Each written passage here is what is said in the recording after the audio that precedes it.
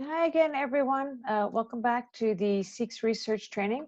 The topic that I'm going to go over today is what we call adverse event reporting. This is going to be a really quick one for you, but this is another one that you're going to have a quiz on. So you're going to have a quiz that covers health information, so the HIPAA piece and the adverse event reporting piece. So pay attention.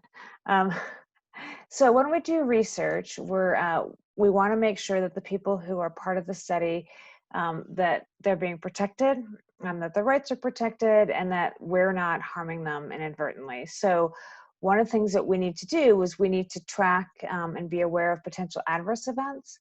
And we're not really expecting any for the study, but just in case something happens, we need to be able to report that and come up with a plan to prevent it from happening again.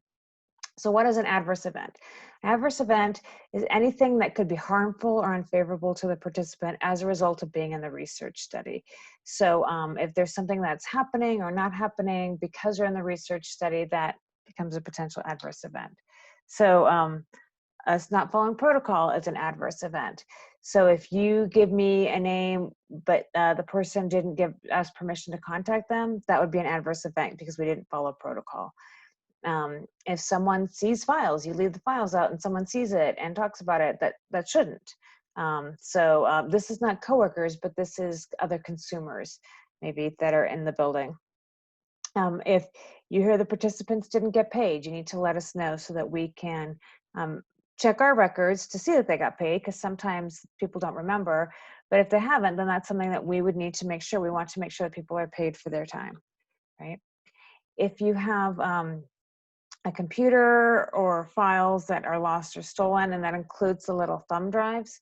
It has participants' information on it. That's an adverse event. And that's actually the most common adverse event that we see in these types of studies. So really keep track of your computers.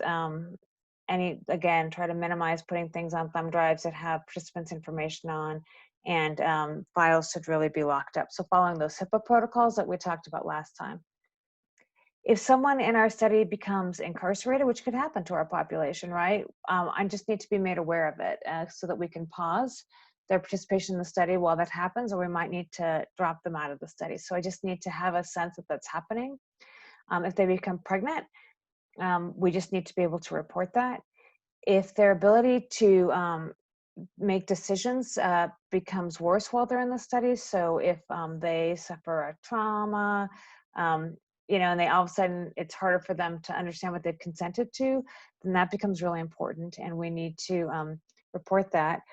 Or if they become a ward of the state because their guardianship has changed and they can no longer give permission for themselves, and so we need to be made aware of that. If you find out that someone who enrolled didn't really meet our inclusion criteria, even though they said they did, so they told us they were 18, turns out they're 16, that becomes a problem. So we just need to know that so that we can address the issue.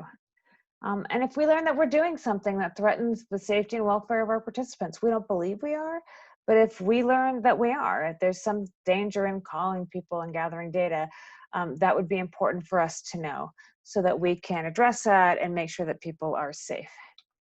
So I know you've heard this a few times, but I'm going to just tell you again. If you learn about an adverse event, you need to contact me within 24 hours. I have 5 days, 5 calendar days to get back to the Institutional Review Board. That's the group that oversees the rights of human subjects. I need to get back to them and tell them about the issue and what we're doing to address the issue. So it's on this slide, it's on the next slide, it's the end of every slide deck that I'm showing you, but contact me. This is my phone number and my email. And that's it. So let me know if you have any questions. Again, these are things you can bring up on the biweekly calls, or you can just reach out to me directly. So thanks again for being part of the study. Thanks for doing everything that you're going to do to make sure that participants are safe.